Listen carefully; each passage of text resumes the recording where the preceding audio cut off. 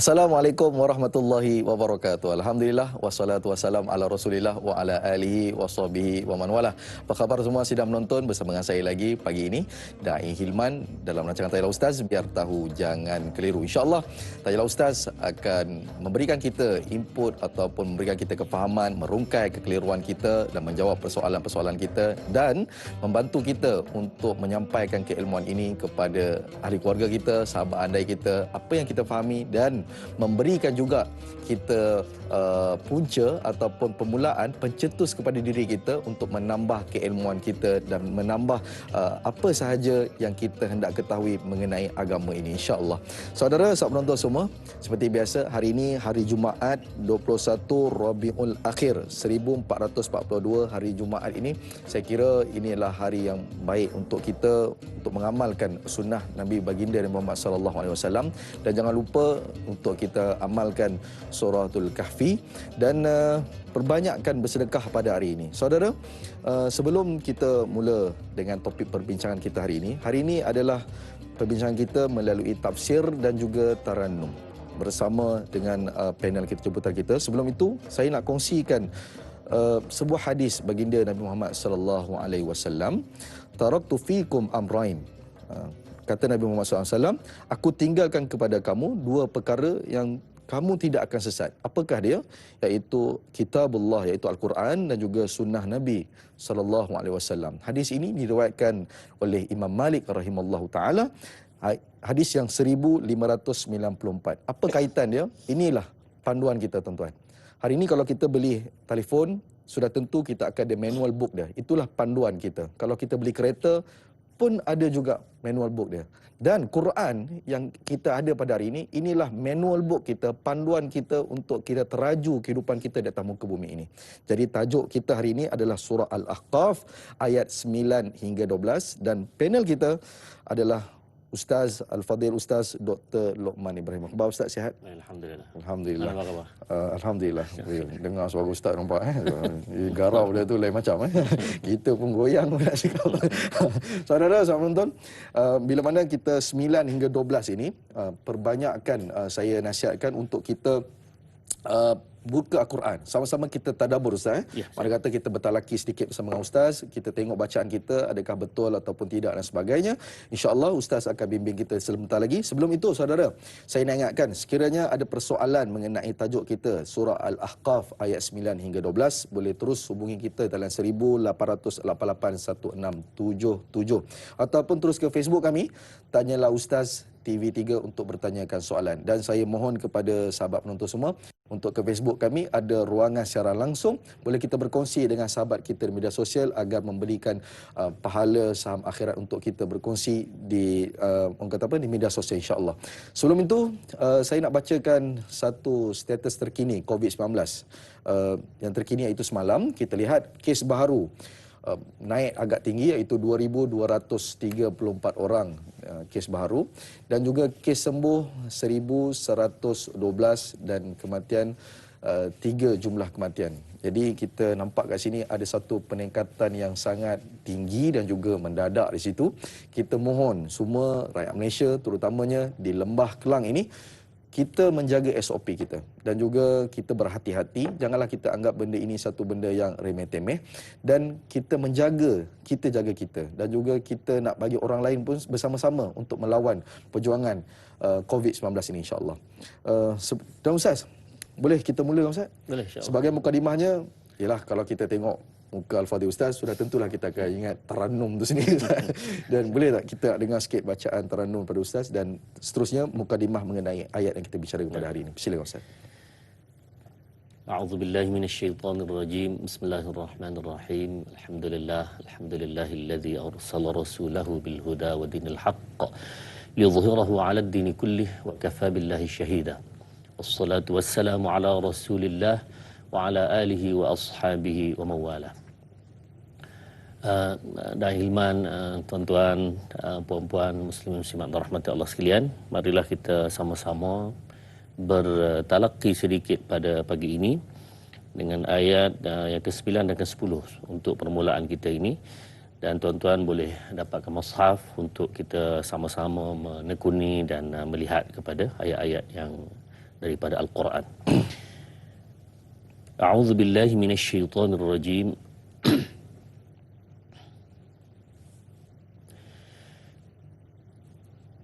Bismillahirrahmanirrahim.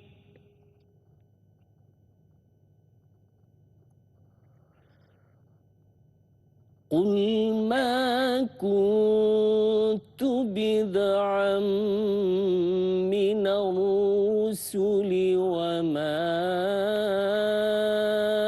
adri ma yuf'alu bi wala bikum.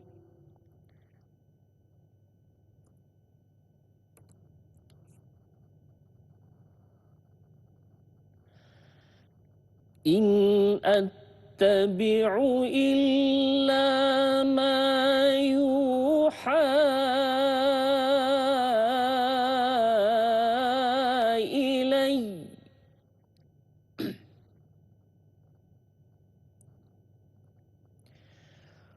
Wa ma ana illa nadhirun mubin.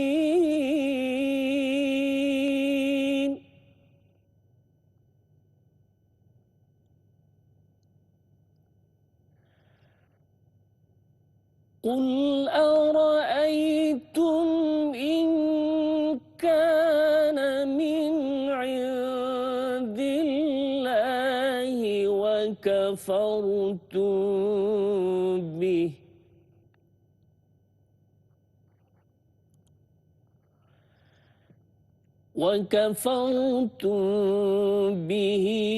وشهد شاهد من بني إسرائيل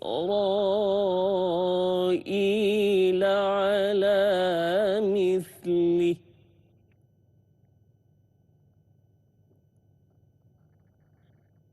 فآمن واستكبرتم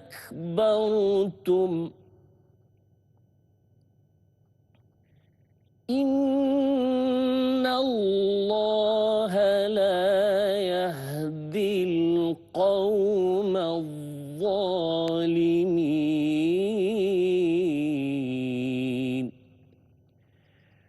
صدق الله العظيم. Yang bermaksud, katakanlah, bukanlah aku ini seorang Rasul pembawa agama yang berlainan dari agama yang dibawa oleh Rasul-Rasul yang lalu. Dan aku tidak mengetahui apa yang akan berlaku kepadaku dan kepada kamu. Aku tidak melakukan sesuatu melainkan menurut apa yang telah diwahyukan kepadaku. Dan aku tidak lain hanyalah seorang Rasul pembawa amaran yang nyata. Katakanlah lagi ya Muhammad, bagaimana fikiran kamu jika Al-Quran ini datangnya dari Allah dan kamu mengingkarinya, padahal ada seorang saksi dari Bani Israel yang memberi keterangan mengakui sahnya isi kandung kitab ini yang sama seperti Al-Quran ini, lalu ia percayakan Al-Quran itu dari Allah, sedang kamu sombong dan angkuh mengingkarinya. Tidakkah dengan demikian kamu bersifat zalim? Sesungguhnya Allah tidak memberi hidayat petunjuk kepada orang-orang zalim yang degil terhadap kekufurannya. Sadaqallahul azim, ayat 9 dan 10. Tuan-tuan muslim simak dirahmati Allah sekalian, alhamdulillah pada pagi ini kita dapat bersama-sama untuk membincangkan tentang ayat 9 sehingga 12 insya-Allah, dan 2 ayat pertama telah Ustaz sebutkan. Cuma Ustaz nak pergi sedikit tuan-tuan di dalam bidang ilmu Al-Quran ini. Kalau dalam bidang bacaannya, sebab ilmu Al-Quran ini ada bahagian baca, ada bahagian mentadabbur, memahaminya, kemudian ada bahagian beramal dengannya. Jadi kita fokuskan yang pertama itu, bahagian baca pun sebenarnya ada beberapa bab juga. Bab mentilawahkannya, kan? Bab kemudian hafazannya, kemudian qiraatnya, ada punya bahagian-bahagian di situ pula. Baik, yang tadi bahagian tilawah baca tadi kita telah baca. Kemudian tuan-tuan, Ustaz nak rujuk sedikit untuk penambahan ilmu kita bersama, bahawa dalam bacaan Al-Quran ini, yang Ustaz baca tadi namanya, cara, gaya baca itu namanya hafz daripada Asim. Memang tentu sudah maklum lah. Ya, hafz daripada Asim. Jadi kalau orang tanya, kita baca itu berdasarkan, kalau nak kira mudah, mazhab lah. Mazhab apa? Quran ada mazhab juga? Ya, ada mazhab. Sebenarnya baca Al-Quran ada 10 mazhab. Ada 10 mazhab. Ya, Ustaz cuba ringkaskan lah. Jadi mazhab yang kita baca ini namanya hafz daripada Asim. Hafzun dengan sad daripada Asim. Baik, itu satu. Yang kedua, ada bacaan-bacaan lain yang barangkali kita tidak biasa mendengarnya. Dan dia berubah ini bukan banyak, berubah sedikit. Mana dalam satu ayat itu adalah bahagian yang sedikit yang tertentu, ada kalimah tertentu ataupun ada cara baca tertentu yang berubah. Baik, Ustaz nak baca pada pagi ini, iaitu dengan mazhab lah ataupun dengan bacaan Warash daripada Nafi'. Ayat nombor 9 juga lah. Tuan-tuan cuba perhati ayat nombor 9. Bacaan Warash ini ada 4 perubahan. Ustaz tandakan di sini. Ada 4 perubahan. Yang pertama, Qul ma kuntu bid'an minar rusuli wa ma adri, itu Warash membaca dengan 6 harakat. Ma itu mad jaiz munfasil, tetapi Imam Warash, kita baca 4 atau 5, Imam Warash membaca dengan 6 harakat. Itu untuk pengetahuan, panjang sajalah, lebih sedikit, iaitu 6 harakat. Kemudian yang kedua, wa ma adri ma yuf'alu bi wala bikum in attabi'u. In attabi'u, Imam Warash membaca dengan naqal. Nun mati itu, kemudian dia inattabi'u. Jadi in jadi inattabi'u. Ustaz sebutkan naqal secara umum lah, kalau nak bincang tu jadi panjang qiraat di sini. Tapi nak beritahunya, itu bacaan namanya naqal. Kemudian yang ketiga, yuha. Yuha, perkataan yuha, inattabi'u illa ma yuha, Imam Warash ada 2 cara di sini. Yang pertama sama macam kita, in attabi'u illa ma yuha ilai. Satu. Yang kedua ialah Imam Warash membaca dengan cara taqlil. In attabi'u illa ma yuha ilai. Ada beza ke, Man? Ada. Yuha dengan yuha. Ada. Yuha sedikit. Taqlil ni dia dah sengit dah sedikit. Imalah lebih sengit. Yuha itu imalah. Yuha itu dia tengah. Yuha itu tegaplah. Jadi bunyi-bunyi ini diiktiraf dan dibaca oleh Nabi sallallahu alaihi wasallam. Kemudian yuha itu juga dengan 6 harakat. Kemudian akhir sekali wama dengan 6 harakat balik. Jadi yang betul-betul berubah ada 2 tempat sahajalah, yang 2 lagi itu dipanjangkan menjadi 6 harakat. Baik, Ustaz nak cuba baca dan tuan-tuan boleh perhatikan.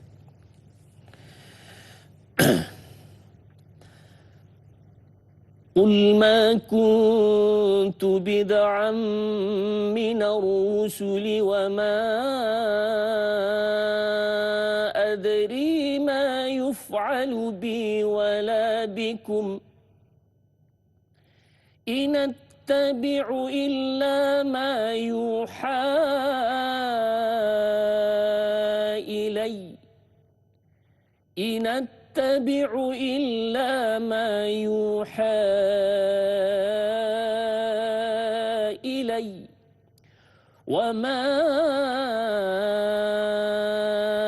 أنا إلا نذير مبين. Baik, minta maaf tuan-tuan, Ustaz tinggal satu lagi iaitu nadhirun. Nadhirun. وما أنا إلا نذير مبين. Ra yang berbaik hadapan sepatutnya dia tebal. Nadhirum. Nadhirum mubin. Tetapi Imam Warash, kalau sebelumnya ada ya mati atau sebelum ada baris di bawah, maka ra tu jadi nipis. Hanya Imam Warash sahaja baca begitu. Nadhirum Nadhirum mubin. Ustaz baca seorang tak seronok, minta man baca sikit. Nadhirum mubin. Itu betul tu. Kita maknanya kalau buat satu itu mudah sebenarnya.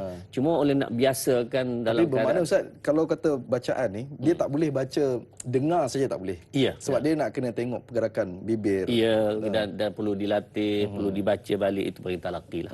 Ada talaqi dan musyafahah. Cuma poinnya di sini ialah di sana ada bacaan yang lain tuan-tuan, yang tuan-tuan boleh belajar, dan ia termasuk dalam bacaan Nabi sallallahu alaihi wasallam secara mutawatir insya-Allah. Insya-Allah. Ya, gitu. Baik Ustaz, bila mana kita mukadimahnya, alhamdulillah kita sudah mengetahui sedikit sebanyak mengenai ilmu Al-Quran yang mana mungkin kita tak biasa kita bicarakan. Ustaz, daripada ayat pertama ini, 9 ini, apakah perbincangan yang kita akan bicarakan Ustaz? Ya, terima kasih. Baik, ayat ini tuan-tuan, dalam maksud yang Nabi sallallahu alaihi wasallam, kita sebut ini ayat Quran. Bila ayat Quran kalamullah. Cuma Allah menceritakan bagaimana Nabi sallallahu alaihi wasallam menjawab kepada para musyrikin. Dia tetap ayat Al-Quran, cuma menceritakan keadaan bagaimana. Iaitu Nabi sallallahu alaihi wasallam menyebutkan di sini, ma kuntu bid'am minar rusul. Wahai kaumku, aku ini bukanlah rasul pertama. Dengan maksud bahawa aku ini bukan rasul yang, kalau bid'ah itu perkataan yang amat masyhur tempat kita dan tempat seluruh dunia, itu bid'ah. Makna bukan aku. Bid'ah ni iaitu orang yang memulakan satu benda yang min ghairi mithalin sabaqa, bukan daripada ada contoh sebelum dia dah mulakan. Jadi dengan sebab itu bukanlah bermaksud aku ini rasul yang datang mula-mula sekali duk buat. Ajak kepada Allah, ajak kepada agama, ajak kepada kitab Al-Quran ini, bukan aku nombor satunya. Dah ada Rasul sebelum. Jadi kalau kamu nak marah kat aku, marah kat sebelum lah. Gitulah ayatnya lah. Maknanya aku bukanlah mengada-ngadakan perkara ini. Tetapi ia daripada Allah. Bahkan Rasul-Rasul lain pun memang begitu juga. Itu satu poin. Kemudian yang kedua, ya tuan-tuan, wa ma adri ma yuf'alu bi wala bikum. Ini poin yang besar tuan-tuan. Iaitu aku tidak tahu apa yang akan berlaku kepada aku dan kepada kamu. Nah, sebab di zaman Nabi sallallahu alaihi wasallam juga sebelum. Nah, zaman Nabi dan sebelum ini amat masyhur dengan orang yang dipanggil kahin, yatakahan. Maksudnya mereka ini menilik. Jadi Rasulullah ni antara tuduhan kepada Nabi sallallahu alaihi wasallam tukang tilik. Penyihir. Ya, penyihir, tukang tilik. Kenapa? Tukang tilik ni kan biasa kalau kita tengok kan, mana tengok tangan. Tengok tangan. Garis-garis, ni kahwin berapa. Biasa gitulah kan. Ini jadi begini ni. Itu tilik. Jadi tilikan sama ada tangan atau rambut atau benda lain semua sekali itu berlaku pada zaman sebelum Nabi sallallahu alaihi wasallam, bahkan pada zaman Nabi. Jadi orang boleh tahu benda pelik-pelik ni tukang tilik. Sebelum daripada zaman Nabi sallallahu alaihi wasallam, ya, tukang tilik ini benar. Sebelum. Bila lahirnya Nabi sallallahu alaihi wasallam, maka dalam surah Al-Jin, tuan-tuan boleh ke surah Al-Jin, ya. Ayat lebih kurang nombor 7 atau nombor 8 gitu. A'udzubillahi minasyaitonirrajim. Inna lamasna as-samaa'a fawajadnaha muli'at harasan syadidan wa syuhuba.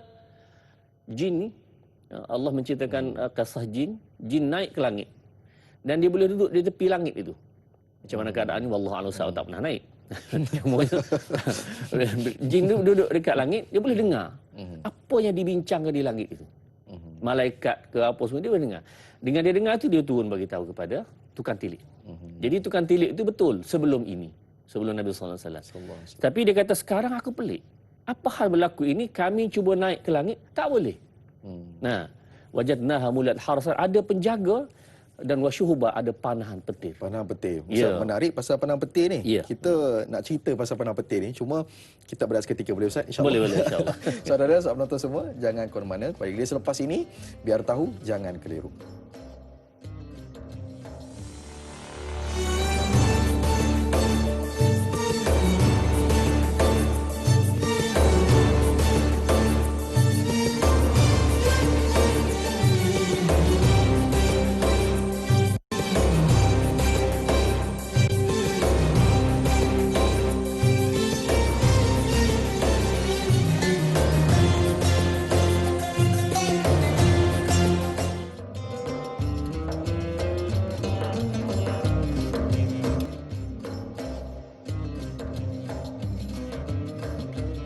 Alhamdulillah, kembali kita lagi dalam majlis ilmu. Tanyalah Ustaz, biar tahu jangan keliru. Masih lagi dengan topik perbincangan kita surah Al-Ahqaf ayat 9 hingga 12 bersama dengan Al-Fadhil Ustaz Dr. Luqman Ibrahim. Saudara, tadi sebentar tadi kita Al-Fadhil Ustaz sudah membacakan kepada kita ayat 9 dan ayat 10 dan kita ada tadabbur ataupun kita ada perbaiki bacaan talaki dan sebagainya untuk kita mengetahui sedikit sebanyak mengenai ayat yang kita bacakan ini. Tadi sebelum kita berehat Ustaz, tadi Ustaz disebutkan mengenai kahin, iaitu orang yang mana dia penilik nasib dan sebagainya, dan benda tu benar dulu sebelum Nabi lahir. Dan sekarang ni selepas Nabi baginda sallallahu alaihi wasallam lahir, mereka naik ke atas dan kena panahan petir tadi. Kat situ kita berhenti tadi tu. Ya. Jadi lepas panah petir apa yang berlaku Ustaz? Silakan. Baik, terima kasih Man. Tuan-tuan muslim simak rahmat Allah sekalian. Oleh kerana pasukan jin ini naik ke langit dan setelah kelahiran Nabi SAW menyebabkan ada petir dan ada penjaga haras, muliat harasan syadidan wa syuhuba. Ada malaikat begitu gagah perkasa menjaga di situ, tak boleh naik. Bila tak boleh naik, poinnya ialah tuan-tuan, apa yang kahin cakap selepas itu bohong. Kalau betul, kebetulan. Ada beza dah. Kalau betul, kebetulan. Kalau dia bercakap apa-apa itu semua tak betul lah. Sebelum itu, ya. Dan kisah ini berlaku kepada Fir'aun. Ya. Fir'aun sendiri, dalam hadis yang sahih, Rasulullah menceritakan tentang bagaimana Fir'aun membunuh semua budak-budak kecil yang lahir pada zamannya. Punca apa? Punca kahin. Kerana apabila Fir'aun bermimpi, ada satu mimpi yang dia cerita pada kahin. Aku pelik malam tadi aku mimpi sekian, cerita pada kahin. Dia pun tilik. Oh sudah tuanku. Ya, kenapa?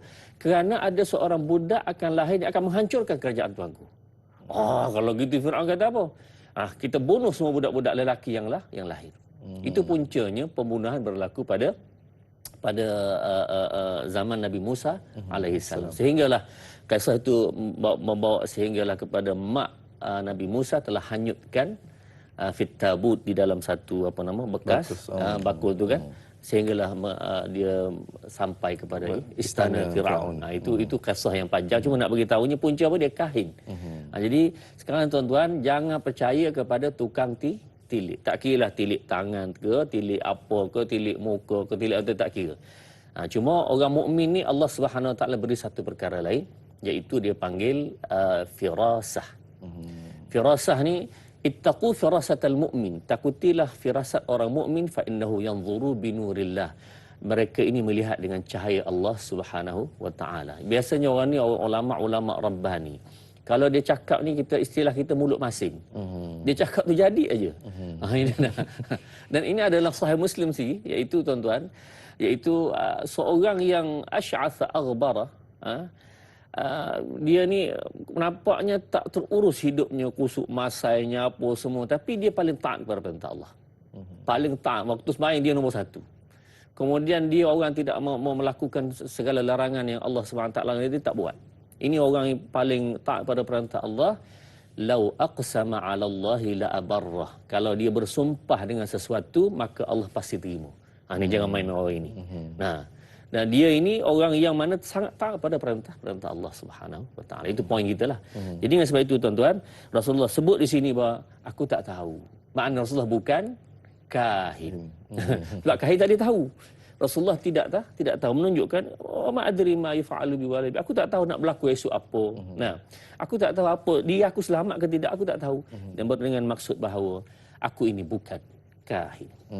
Jadi itu sebenarnya mungkin pada ketika itu masyarakat Arab menghardik Rasulullah SAW, tapi benda itulah membezakan Rasulullah. Sebab apa? Rasulullah ini menerima wahyu segala-galanya. Ustaz, kita nak baca satu soalan daripada Facebook, daripada Mas Ripah Nur Jamain. Assalamualaikum Ustaz dan Da'i. Waalaikumsalam. Adakah Nabi Muhammad SAW disuruh oleh Allah SWT memberitahu pada orang-orang musyrik bahawa Nabi SAW bukanlah Rasul yang pertama, tetapi baginda adalah Nabi dan Rasul yang terakhir yang mengikuti apa yang telah diwahyukan oleh Allah SWT? Itu yang pertama. Yang kedua, bagaimanakah yang Nabi Muhammad SAW maksudkan dengan dan aku hanya pemberi peringatan dan penjelasan yang terang? Okey Ustaz, mana kata kat sini dia ada dua persoalan lah. Yang pertama itu dia kata adakah Nabi ni nak bagi tahu bukan dia yang terawal. sebenarnya dia pun yang terakhir. Yang kedua, baginda pula dia memberitahu dalam ayat ini, dia beritahu sesungguhnya dia ini adalah pemberi peringatan yang penjelasan yang terang. Apa maksud di sebalik ayat ini, Ustaz? Silakan. Terima kasih kepada Ajah Masrifah. Soalan yang sangat baik, alhamdulillah. Dan tuan-tuan, muslim rahmat Allah sekalian, sememang Nabi SAW disuruh memberitahu demikian bahawa sebelum aku memang ada rasul-rasul yang lain. Dan setiap rasul ini tuan-tuan membawa perintah yang sama. Nah, wa ila 'adin akhahum huda qala ya qaumi ibudullaha ma lakum min ilahin ghairuh. Kaum 'Ad hantarnya Nabi Hud dihantar kepada kaum 'Ad. Qala ya qaumi ibudullaha ma lakum min ilahin ghairuh. Aku suruhnya pada kamu ialah jangan kamu sembah selain daripada Allah. Wa ila Thamud akhahum Salihah, kepada kaum Thamud Nabi Saleh juga beritahu perkara qala ya qaumi ibudullaha ma lakum min ilahin ghairu. Sama juga bahawa aku disuruh beritahu pada kamu jangan sembah selain daripada Allah. Jadi makna keseluruhan nabi-nabi dan dakwah rasul-rasul ini sama apa dia, iaitu menyembah Allah Subhanahu wa taala. Baik, kaitan pada soalan yang kedua ialah Nabi sallallahu alaihi wasallam disuruh menyampaikan in ana illa nadhirun mubin. Aku ni tukang, dalam ayat lain basyiran wa nadhira, memberi berita gembira dan berita peringatan. Baik, tuan-tuan dan sahabat rahmat Allah sekalian. Rasulullah tugas beritahu. Bila dah beritahu itu, orang ikut ke tidak? Dua. Sama ada sebahagian terima dan sebahagian tidak terima. Ya, malahan dalam Al-Quran, awal lagi tuan-tuan surah Al-Baqarah, a'anzartahum am lam tunzirhum. Kamu beritahukah? Kamu tidak beritahukah? La yu'minun. Sama saja, sawaun alaihim, sama saja. Jadi kalau sama saja beritahu pun dia tak ikut, tak beritahu pun tak ikut, serupa saja, kenapa beritahu? Tapi tuan-tuan kena ingat dalam surah Yasin, Allah Subhanahu Wa Taala sebut dengan jelas ayat ini, tugas Nabi sallallahu alaihi wasallam, a'udzubillahi minasyaitonir rajim. وَمَا عَلَيْنَا إِلَّا الْبَلَاغُ الْمُبِينُ. Tugas kami ini apa dia? Melainkan hanyalah sebagai penyampai. Selebihnya adalah kerja Allah Subhanahu wa taala. Dan nak terima tak terima bukan urusan kami. Urusan kami ialah menyampai. Okey, baik. Maknanya kata itulah benda yang kita kena tahu sebenarnya. Tuan-tuan dan puan-puan, dalam ayat ini Rasulullah SAW dah bagi tahu kita inilah penjelasan dan penerangan.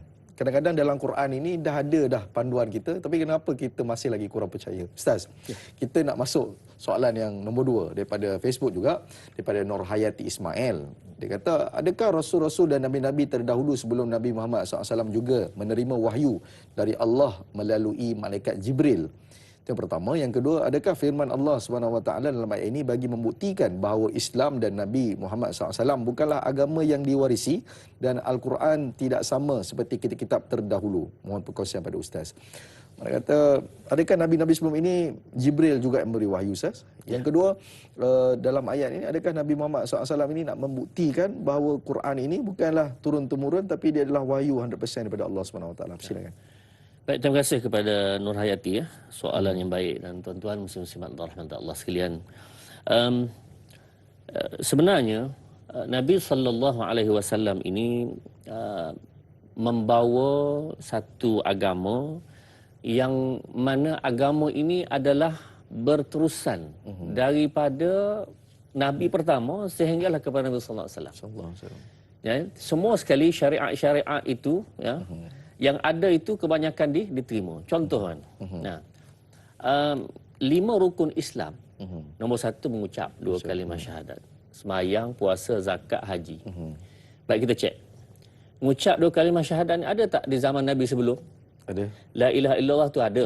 Muhammad Rasul tak ada lagi lah. Tapi percaya kepada Nabi yang sezaman lah pada masa itu. Ada. Nombor 2 semayang ada tak? Ada. Ikut cara syariat. Ya, syariat mereka ada yang lebih kurang tu adalah. Kita pun tak pasti bagaimana solat dalam keadaan yang sebenarnya, tapi dalam sujud, rukuk tu mana disebut. Kemudian zakat ada. Kisah zakat ni tuan-tuan zaman Nabi Allah Musa, ketika Nabi Allah Musa datang minta kepada Qarun sehingga berlakunya Qarun tenggelam dalam laut tu kan. Itu. Kemudian sembahyang, puasa, zakat, puasa. Puasa juga apa ni, nabi-nabi sebelum ada berpuasa, cuma hatta Bani Israel ada berpuasa, cuma ada cara mereka. Kita puasa alhamdulillah daripada fajar kemudian sehingga maghrib, tapi dia orang ada panjang lagi daripada itu. Sehingga beberapa hari berpuasa pun ada. Baik, haji ada sejak zaman Nabi Ibrahim alaihissalam. Maknanya Islam timur semua itu. Cuma dari sudutnya Islam sebagai mutammim, sebagai penyempurna. Jadi bukan nasih secara total, terus batalkan sedak-dak Islam timur, tetapi kalau sembahyang, ya sembahyang pada zaman Rasulullah SAW lebih lengkap dan lebih sempurna dengan begini cara-cara itu solat pada zaman kita. Zaman sebelum sudah ada. Jadi dengan erti bahawa Rasulullah ini bukan membatal, tetapi Rasulullah ini membawa satu agama yang mana telah ada pada zaman sebelum ini, cuma menyempurna. Bahkan tuan-tuan dalam surah At-Tur, a'udzubillahi minasyaitonirrajim, فَمَا وَجَدْنَا فِيهَا غَيْرَ بَيْتٍ مِّنَ الْمُسْلِمِينَ. Apabila Allah hancurkan kaum Lut semua sekali tu, hancur semua sekali. Tetapi fama wajadna fiha ghaira baitin, ada lagi rumah yang Allah tidak hancurkan, minal muslimin, rumah-rumah orang Islam. Dengan erti bahawa zaman itu agamanya apa? Islam. Sudah ada, makna Islam sudah berterusan daripada dulu sampailah sekarang. Cuma zaman ini kita kata adalah menyempurna. Ustaz, bila mana Ustaz kata tadi itu banyak perkara yang kita terlepas pandang Ustaz Maksudnya masyarakat kita pandang benda ni macam rupanya dulu ni orang masyarakat Mekah dia anggap Nabi ni buat benda yang baru. Padahal dia dah tahu dah benda-benda ni semua. Cuma Ustaz, hari ni kenapa kita relate dengan masa kita hari ni? Mungkin sedikit lah Ustaz. Kenapa kita dah tahu Quran ni benar, tapi kenapa kita bersikap endah tak endah Ustaz? Silakan. Baik, terima kasih Man, soalan yang baik. Cukup Mas punya soalan ni. Tuan-tuan Muslimat dan rahmat Allah sekalian. Sebenarnya manusia ni Allah Subhanahu Wa Taala perlu difaham dan dengan jelas bahawa Allah jadikan manusia ni bukan robot. Allah jadikan malaikat, ya. Seperti robot, maksud seperti robot ini dia akan buat apa Allah perintah sahaja. Dan dia tidak ada hak untuk menolak. Malaikat tidak ada. Aku suruh gini, buat ginilah. Dan Allah jadikan malaikat ini makhluk yang baik. Selama-lama dia akan buat baik. Wa yaf'aluna ma yu'marun, iaitu dia akan buat segala perintah Allah Subhanahu Wa Taala. Syaitan pula tak. Makhluk ini akan buat jahat selama-lamanya, tidak akan ada kebaikan ni. Tetapi manusia ini tuan-tuan, laqad khalaqnal insana fi ahsani taqwim. Manusia ni Allah jadikan sebaik-baik kejadian. Summa radadnahu asfala safilin. Kemudian dia boleh jadi sejahat-jahat. Jadi manusia ni boleh jadi malaikat, boleh jadi syaitan. Wa kana baina dzalika qawam. Dia boleh jadi sama ada yang baik atau yang buruk boleh jadi. Baik tuan-tuan, inilah asas yang membezakan manusia. Bila ini yang Allah bagi pada manusia, ikhtiar dia panggil. Pilih. Bila ada Quran, man syaa'a falyu'min wa man syaa'a falyakfur. Siapa nak beriman, sila. Nak kufur, sila. Inna a'tadna lil-zalimina naran ahata bihim suradiqah. Tapi kalau kamu kufur, adalah bahagian kamu dalam neraka, wal a'yadzubillah. Kalau kamu beriman, maka dalam syurga kamu. Jadi makna ada bahagian. Ada pilihan. Itu yang ini poin kita, yang paling penting untuk sama-sama kita faham.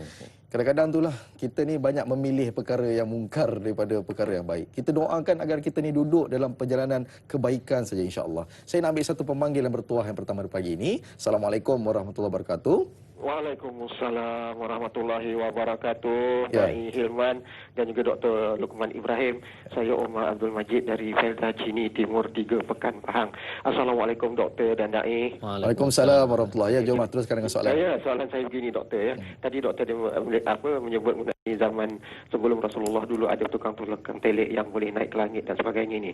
Soalan saya doktor ya, adakah manusia di zaman kita sekarang ini ada diberi keistimewaan, contohnya dibukakan hijab. Kadang-kadang ada juga sekarang ni pun Tuan Haji, orang-orang yang kata itu bila barang hilang dia boleh tengok dan sebagainya, dia boleh tahu di mana.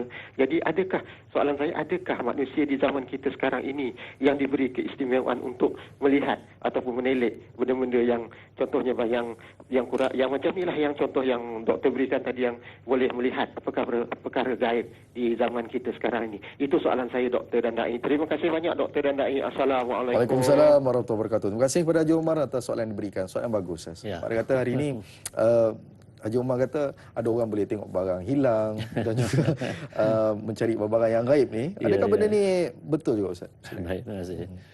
Baik, terima kasih Haji Omar, tuan-tuan sesimak rahmat Allah sekalian. Ya, sampai hari ini ada yang mengatakan demikian. Dan tuan-tuan, bila kita melihat dan menimbang dengan neraca pandangan agama, maka kita akan dapat beberapa kesimpulan. Nombor satu ialah tuan-tuan, Rasulullah sallallahu alaihi wasallam dalam ayat ini dan dalam ayat yang lain menyebutkan, a'udzubillahi minasyaitonirrajim, walau kuntu a'lamul ghaiba lastakthartu minal khairi wa ma massaniyas su'. Kalaulah aku ini tahu benda ghaib, lastakthartu minal khair, aku akan banyak semua kebaikan duduk sebelah aku je. Semua dapat benda baik je. Kenapa aku tahu? Wa ma massaniyas su', benda jahat tu tak kena. Menunjukkan apa dia tuan-tuan? Rasulullah tak tahu benda ghaib. Itu nombor satu. Yang ada Rasulullah beritahu juga benda ghaib itu adalah perkara yang Allah khabarkan kepada Nabi sallallahu alaihi wasallam. Lebih daripada tu semua lain tak tahu. Jadi kesimpulan kita nak beritahu di sini, Rasulullah tahu apa yang Allah beritahu kepadanya. Lebih daripada tak. Baik. Kemudian kaitannya soalan Haji Omar tadi, adakah ada orang lain yang boleh? Baik, ada yang Allah rezekikan orang-orang seperti ini tuan-tuan. Okey, orang yang macam mana tu Ustaz? Kita nak berehat seketika. Jangan saudara-saudara nonton semua, kita akan bicarakan orang yang macam manakah yang dapat tahu benda ini sebentar lagi. Kembali lagi selepas ini, biar tahu jangan keliru.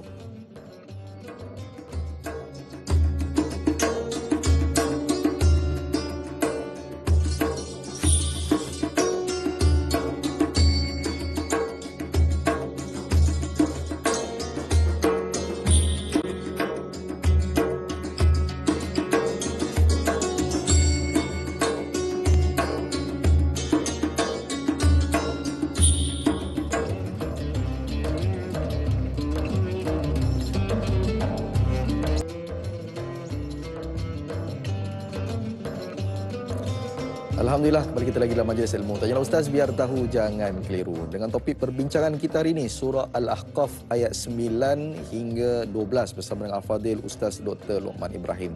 Saudara, sekiranya ada persoalan boleh terus hubungi kita telan 18881677 atau boleh bertanyakan soalan di ruangan gambar saya dan Al-Fadhil Ustaz di Facebook kami, Tanyalah Ustaz TV3, insya-Allah. Sebelum kita berehat tadi ada persoalan daripada Tuan Haji Omar. Dia tanyakan bagaimana kita nak tahu orang ini kahin, penilik nasib ataupun adakah Allah beri kelebihan kepada orang sekarang ini untuk mengetahui perkara-perkara yang kita rasa macam gaib lah. Ya. Ustaz, Tadi Ustaz kata tadi ada orang yang ada kelebihannya. Orang yang macam mana Ustaz? Silakan. Terima kasih tuan-tuan sesimat rahmat Allah sekalian. Menyambung persoalan Haji Omar tadi. Iaitu pertama, Nabi sallallahu alaihi wasallam adalah orang yang Rasulullah sebut aku tak tahu benda gaib. Melainkan apa yang Allah beritahu. Itu saja. Kemudian di kalangan orang ramai ni kalau Nabi tak tahu kita, baik. Tuan-tuan, Ustaz dah bacakan satu hadis tadi. Walaupun hadis tu ada dikhilafkan di kalangan ulama, ittaqu firasatal mu'min. Firasat. Firasat ini kita panggil adalah suara hati ataupun pandangan tilik dengan mata hati. Cuma orang-orang seperti ini kena faham tuan-tuan. Orang seperti ini dia tidak akan memberitahu. Contohnya kalau lagi berubat lah tuan-tuan, ini isu biasanya isu jinnya, isu apa semua ni biasa dalam berubat. Berubat ini kalaulah tuan-tuan pergi berubat satu orang, dia beritahu jin ada 10 ekor ni. Tengah orang tengah rasuk ada 10 ekor. Kemudian maka kalau beritahu gini tuan-tuan, tuan-tuan carilah apa orang lain. Jangan berubat dengan dia. Kenapa tuan-tuan? Kerana ini benda gaib. Jin itu barang tak nampak. Oh, dia boleh nampak Ustaz. Rasulullah pun tak cakap begitu. Nah, man ata, dalam hadis sahih Muslim, man ata arrafan, siapa yang mendatangi satu orang tukang tuk bomoh. Arraf ini tuk bomoh, yang mana tuk bomoh ini mencerita benda-benda gaib ini tuan-tuan, maka dengan sebab itu lam tuqbal salatu arba'ina yawman, tidak diterima salatnya 40 hari. Oleh azab. Ini ada sahih Muslim. Baik, kalau tak boleh berubat Ustaz, tak boleh berubat, tetapi ruqyah. Rasulullah pun ruqyah, tak ada masalah. Bismillahi arqiq dan seterusnya. Allah anta syafi apa semua. Tak ada masalah. Tapi berubat dengan cara yang betul. Nak bacaan ayat Quran tak ada masalah, nak baca dengan zikir itu tak ada masalah, itu boleh. Tapi menceritakan benda gaib, jin berapa ekor ni tak boleh. Maka ini tuan-tuan, Ustaz sebut tadi, kalaulah orang ada kelebihan Allah beri pun, dia tak akan cerita. Dia tak akan cerita. Dan ini satu kisah tuan Ustaz nak sebutkan. Ini kisah yang ada disebutkan dalam kitab-kitab dalam mazhab Imam Hanafi. Dalam mazhab Hanafi tuan-tuan, ada dua pandangan tentang air musta'mal. Mana air musta'mal ni apa dia? Air iaitu contoh kita basuh muka, air yang menitik itu dia panggil musta'mal. Air musta'mal ni sepakat para ulama iaitu yang tahir wa laisa bituhur. Air itu bersih, makna kalau kena tak payah basuh lah, memang dia bersih. Cuma laisa bituhur, nak ambil balik untuk bersuci balik tak boleh.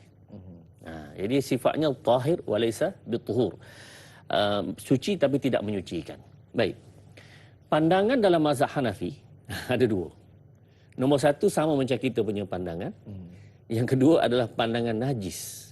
Air. Bila pula air itu jadi najis? Kan? Baik tuan-tuan, ini ada kisahnya. Tuan-tuan boleh cari lepas ini, kisah ini dalam kitab-kitab mazhab Hanafi. Iaitu tuan-tuan, Imam Hanafi, Imam Abu Hanifah, dia orang yang banyak berzikirnya, orang yang banyak mentaati perintah Allah. Allah buka satu perkara nama kasyaf. Ini ilmu kasyaf, ilmu yang bila buka tu nampak macam-macam. Jadi antara yang dia nampak kan dalam hadis, bila air ini yataqatar, jatuh daripada muka kita, daripada tangan kita, air semayang itu, nyuci dosa. Ya, nyuci dosa. Dan dia nampak itu dosa. Dia turun ini dosa. Jadi bila dia nampak tuan-tuan, dia boleh cerita, ini dosa ini kamu buat, nak bertaubatlah. Nah, ini ada lagi dosa ini. Dia boleh cerita itu. Lama kelamaan dia fikir, apalah kebaikan aku duk nampak dosa orang. Ni tuan-tuan. Nampak dosa orang bukan benda baik. Malah dia merosakkan hati kita, mengganggu kita. Apa perlu aku tahu orang punya dosa? Tak payah. Aku nak tahu dosa aku. Dosa kita tak boleh nak bercara. Dosa orang bukan main. Menjawab di dalam internet dan seumpamanya. Jadi tuan-tuan, akhirnya dia minta, dia doa, ya Allah, kamu telah beri aku kelebihan kasyaf ini. Tolonglah, kalaulah benda ini mengganggu aku, tidak beri kebaikan kepada agama aku, hati aku, apa semua ini, tarik semula. Lalu dengan doa ini, akhirnya Allah tarik semula dia punya kelebihan, tak nampak. Dia alhamdulillah, dah tarik balik. Jadi lepas itulah dua pandangan tentang air musta'mal tadi. Yang pertama najis, yang kedua adalah tahir wa laisa bituhur. Sama macam itulah. Jadi nak bagi tahu tuan-tuan, ada kesan sampai ke tahap itu. Jadi melihat benda yang seperti itu, kita nama kasyaf ini, benda yang orang lain tak nampak, kita nampak ini, maka dia tak semestinya memberi kebaikan kepada agama. Kamu ni, aku tahu kamu buat gini-gini. Kalau kita tahu pun, orang baik dia tak akan beritahu. Maksudnya, siapa yang buat kamu ini, oh ni sekian-sekian. Tak ada, dia tak akan beritahu. Dia akan puak peranda lagi. Ya, makin puak peranda. Yang sepatutnya dia berubatlah. Makanlah ini ubatnya, apa semua, bacalah ayat Quran ini. Itu tak ada masalah, silakan. Tak ada masalah. Tapi kalau beritahu, sebenarnya yang buat ni sebelah rumah lah ni. Kalau itu tuan-tuan, maka tuan-tuan tarik dirilah. Jangan pergi ke tempat seperti. Baik. Pada kata dalam perbincangan kita pada hari ini, jelas Nabi Muhammad SAW sendiri pun tidak mengetahui perkara gaib. Dan kita, apatah lagi manusia biasa ini, tidak tahu mengetahui perkara gaib, melainkan Allah SWT memberi sedikit kelebihan, iaitu firasat, Ustaz. Lebih kepada firasat lah. Ya. Saudara, kita mungkin nak terus ke persoalan yang seterusnya. Ustaz, kita dalam persoalan ayat nombor 9 ini adakah perbincangan lagi? Tapi sebelum itu saya nak bacakan satu soalan daripada Facebook, daripada Kasmah binti Tajuddin. Dia tanya ayat 10, Ustaz. Mana kata kita dah masuk ayat 10, 10, ya. apakah kaitan antara bahagian pertama ayat dan bahagian kedua ayat disambung dengan perkataan dan? Siapakah saksi dari Bani Israel yang dimasukkan di dalam bahagian kedua ayat? Sekian, terima kasih. Soalan daripada Kasmah ini sangat menarik. Sebab apa? Di sini dia ada menyebut min Bani Israel. Dia kata wasyahida syahidun min Bani Israel. Jadi apa yang diceritakan mengenai Bani Israel ini? Siapa dia? Ya, Mengenai apa? Silakan. Terima kasih kepada Kasmah tadi. Soalan yang baik berkenaan ayat nombor 10. Kita sudah bergerak tuan-tuan. InsyaAllah ayat nombor 10 saya baca sedikit. A'udzubillahi minasyaitanirrajim. قل أرأيتم إن كان من عند الله وكفرتم به وشهد شاهد من بني إسرائيل على مثله فآمن واستكبرتم Inna Allah la yahdil qawmal zalimin. Katakanlah, ya Muhammad, bagaimana fikiran kamu jika Al-Quran itu yang datangnya dari Allah dan kamu mengingkarinya, padahal seorang saksi dari Bani Israel sendiri memberi keterangan yang mengakui sah benarnya kitab yang sama seperti Al-Quran ini, lalu ia percayakan Al-Quran itu dari Allah, sedang kamu dengan sombong angkuh mengingkarinya. Tidakkah dengan yang demikian kamu bersifat zalim? Sesungguhnya Allah tidak memberi hidayah petunjuk kepada orang-orang yang zalim. Tuan-tuan muslim-muslimat rahmat Allah sekalian, dalam ayat ini ada beberapa poin lah. Ya. Yang pertama sekali ialah Allah Subhanahu Wa Taala menyuruh Nabi sallallahu alaihi wasallam tanya kepada golongan kaum musyrikin. Kalaulah memang benar bahawa Quran ini dari Allah, dan kamu kata ini tidak. Kalau memang betul daripada Allah, bukankah kamu telah melakukan zalim yang sangat dahsyat? Nah, yang aku bawa ini Quran dari Allah. Katakanlah dari Allah dulu. Dan kamu tak percaya dah, katakan dari Allah dulu. Dan sememang daripada Allah, tiba-tiba kamu tidak membenarkannya, adakah kamu tidak berlaku zalim? Ya, sangat-sangat zalim. Nah, jadi sebab mereka hanya menjawab, menuduh secara sembrono sahaja, tanpa kepada penelitian, tanpa tadabburnya, tanpa melihat isi kandungnya. Ini bukan. Tidak dan bukan itu hanya sembrono sahaja. Ini adalah satu kezaliman yang sangat dahsyat. Kemudian wasyahida syahidun. Ada seorang bersaksi di kalangan kamu juga. Siapa dia? Ini dibincangkan oleh para mufassirin. Walaupun ada pelbagai, tapi Ustaz tengok majoriti mufassirin merujuk kepada Abdullah bin Salam. Abdullah bin Salam ini adalah rahib. Ya, ada seorang rahib. Rahib ini ulama di zaman dulu, dan dia sempat dengan Nabi sallallahu alaihi wasallam. Dia di kalangan daripada Bani Yahudi, orang Yahudi. Kemudian berjumpa Nabi sallallahu alaihi wasallam, dan dia tahu bahawa Muhammad itu Rasulullah. Tetapi dia nak takkid, nak pastikan betul ke Muhammad ini Nabi. Nampak macam sifat cukup dah. Dalam kitab lepas cerita dah ni. Tetapi cukup tak sifat ni? Maka dia tanya kepada Nabi sallallahu alaihi wasallam. Tanya apa dia? Ya Muhammad, dia kata, aku melihat kamu ni ada beberapa sifat dalam kitab Taurat, dalam Injil, ada sifat yang ada pada kamu menunjukkan kamu Rasul. Tetapi aku nak tahu, aku nak pastikan kamu ini Rasul. Ada 3 soalan yang mana jawapan tidak diketahui melainkan oleh Nabi. Hanya Nabi tahu jawapan ini. 3 soalan. Setelah kata tanyalah apa dia. Yang pertama ialah soalan dia, ma huwa awwalu asyratus sa'ah. Ini adalah hadis Bukhari. Ya. Apakah tanda kiamat? Nombor 1. Soalan kedua, ma huwa awwalut ta'am ahli jannah? Apakah makanan pertama ahli syurga? Oh, payah nak jawab tu. Masuk syurga baru tahu. Nah, ini Nabi tahu dia. Nombor 2. Dan yang ketiga, al-waladu yanzi'u ila abihi au ummihi. Seorang anak lelaki, dia lebih kepada rupa ayah ke, rupa mak ke, macam mana boleh jadi gitu?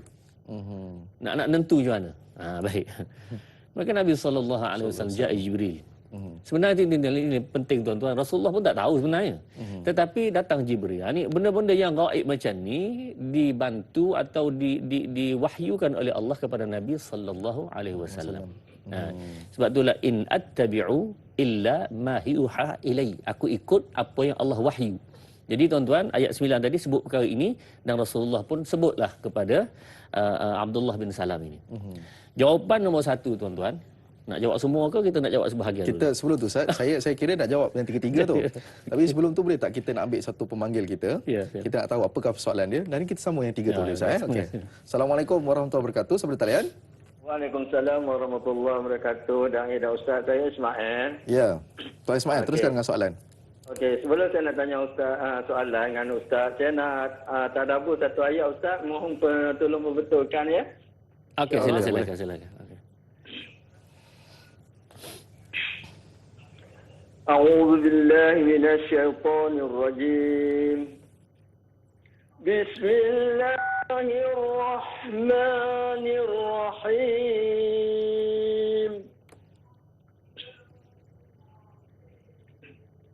قل ما كنت بدعا من الرسل وما أدري ما يفعل بي ولا بكم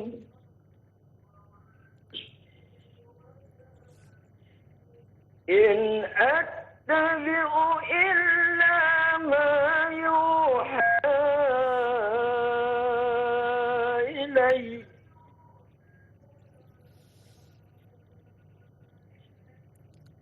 وما أنا إلا نذير مبين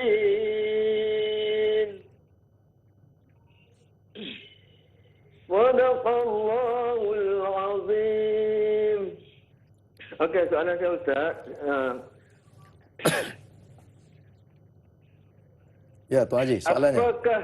Soalan dia, apakah yang dimaksudkan dengan berita gembira kepada orang-orang yang melakukan kebaikan? Itu je soalan saya pagi ini. Okey, Terima baik. kasih. Assalamualaikum warahmatullahi wabarakatuh. Waalaikumsalam warahmatullahi wabarakatuh. Terima kasih kepada Tuan Haji Ismail atas persoalan yang diberikan dan juga bacaan yang dipersembahkan kepada kita hari ini Ustaz untuk Ustaz semak.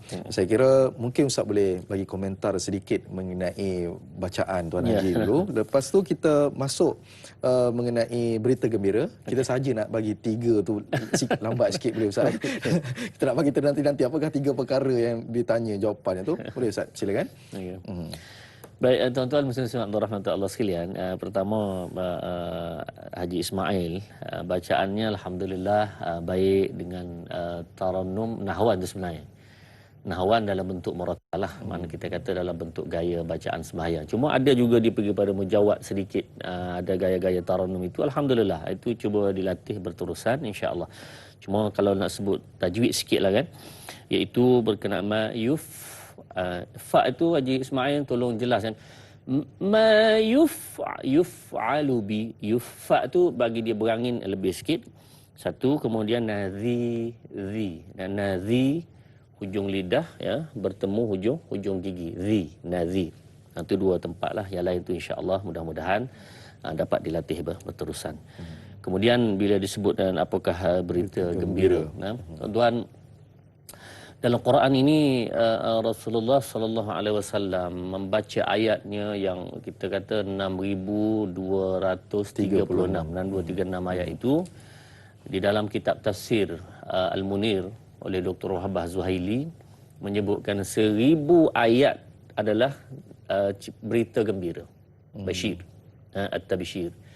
Kemudian 1000 ayat Al-Inzar, iaitu ayat yang siapa-siapa yang buat jahat ni gini balasannya dosa neraka dan seumpamanya 1000. Jadi nak erti tuan-tuan, walaupun di sini Rasulullah sebut tentang in ana illa nadhir, tempat lain banyak disebut juga basyiran wa nadhira. Jadi tentang kebaikan-kebaikan yang Allah Subhanahu wa taala nak berikan kepada orang yang berbuat baik. Jadi ada reward dia, ada kebaikannya. Kalau kita buat baik, mesti Allah balas dengan kebaikan. Kalau kita buat jahat, mesti ada balasan tu akan ke kejahatan. Dia tidak akan berlaku orang buat baik dapat jahat, orang buat jahat dapat baik. Atas dunia mungkin, atas dunia, akhirat tak. Wamtazul yawma ayyuhal mujrimun, pada hari ini berpisahlah orang jahat. Atas muka dunia tuan-tuan, kejahatan orang lain buat, kita kena, boleh jadi orang minum arak, langgar kereta, kena mati. Yang mati tu mangsa. Boleh jadi atas muka dunia. Akhirat tidak, tuan-tuan. Akhirat, maka balasan Allah Subhanahu Wa Taala akan kena kepada orang yang sepatutnya. Jadi tuan-tuan, oleh kerana kita belum dapat nak masuk kepada jawapan itu, kita sama-sama untuk berhenti seketika. Boleh. Okey. Ustaz, mana kata kita sebelum kita nak pergi berehat nanti Ustaz, nanti kita nak bagi tahu kat penonton lah. Ada 3 perkara tu Ustaz. Ya, 3 perkara belum jawab ada lagi. 3 perkara yang Nabi tak jawab lagi kepada orang Abdullah bin Salam. Abdullah bin Salam, iaitu pendeta di Madinah itu. Apakah dia? Selepas ini insya-Allah. Jangan ke mana-mana, biar tahu jangan keliru.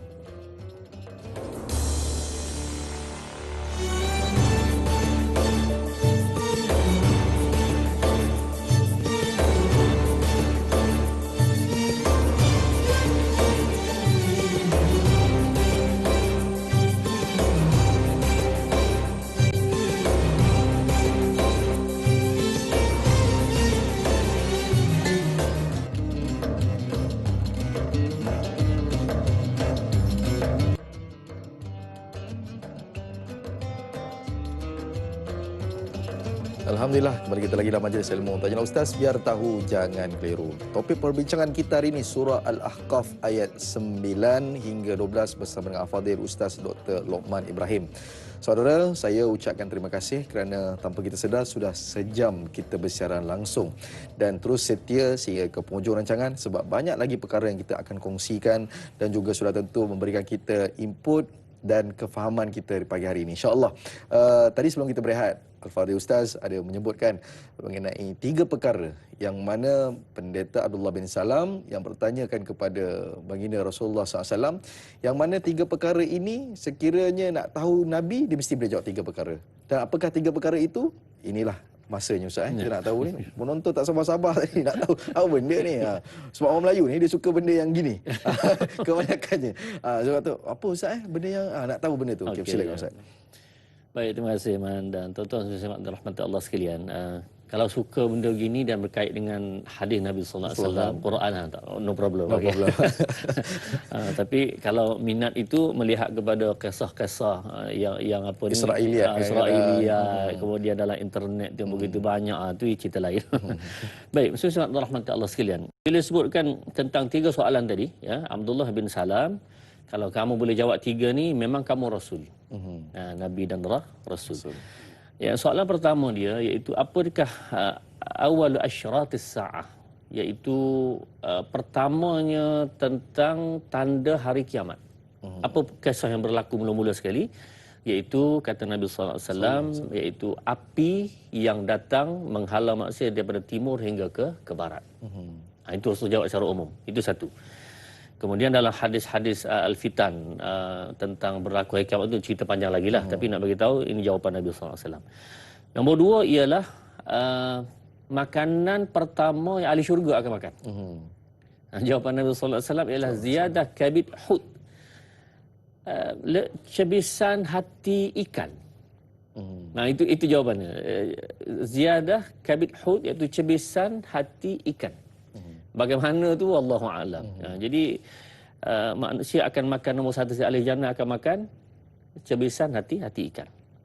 Nombor 3 ialah anak itu nak lebih rupa mak ke rupa ayah. Ini minta Allah Tuhan saya sebut di sini, antara suami dan isteri, yang mana yang keluar mani dahulu.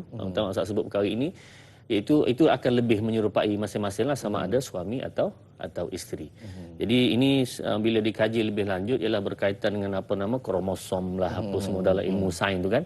Jadi itulah perkara-perkaranya, isu-isu genetik lah. Tapi nak beritahu bahawa bila dijawab ketiga-tiga ini, Asyhadu annaka Rasulullah. Aku bersaksi kamu memang Rasul Allah. Dia masuk Islam. Tapi Nabi tadi itu pun tahu pun sebab malaikat Jibril datang memberitahu dengan wahyu daripada Allah Subhanahu Saya wa Ta'ala. tertarik Ustaz bila mana Ustaz bagi peringatan kepada kita tadi. Apa sahaja kisah yang kita nak dengar, seronok untuk dengar, mestilah benda itu sekiranya berkait dengan agama, dia mestilah ada sandaran, dalil daripada Al-Quran ataupun As-Sunnah. Ustaz, saya nak ambil lagi pemanggil yang kedua insya-Allah daripada ketiga daripada caller Ilyas Abu Bakar. Assalamualaikum. Assalamualaikum warahmatullahi wabarakatuh. Tuan Ilyas. Waalaikumsalam. Da'i Hilman dan juga Dr. Luqman Ibrahim. Ya, teruskan dengan persoalan. Apa khabar? Teruskan dengan persoalan tuan. Ya. Soalan saya, dalam ayat 9 dan 10 tu ada satu amaran daripada Allah kepada junjungan Nabi Muhammad SAW. Apakah amaran yang telah Allah katakan kepada Nabi Muhammad? Saya minta pencerahan daripada itu. Dan juga soalan yang sebelumnya, apakah yang dikatakan oleh Nabi Muhammad, aku tidak tahu apa akan berlaku kepada diriku dan juga kepada kamu. Minta dua pencerahan daripada ayat dalam surah Al-Qaf ini. Itu saja. Terima kasih. Assalamualaikum. Waalaikumsalam warahmatullahi wabarakatuh. Terima kasih kepada Tuan Ilyas atas persoalan yang diberikan. Pertama Ustaz, daripada ayat 9 dan 10 ada amalan tidak yang ditakdirkan oleh Allah Subhanahu Wa Taala kepada Rasulullah SAW. Yang kedua, kenapa Nabi menjawab dia tidak mengetahui apa terjadi pada aku dan juga kepada dirimu? Apakah maksudnya di sini? Silakan. Baik, terima kasih kepada Haji Ilyas, soalan yang baik ya, tuan-tuan. Cuma Ustaz duk mencari-cari amaran disebut tadi. Amaran ataupun amalan yang tak dengar. Tak apa jelas ya.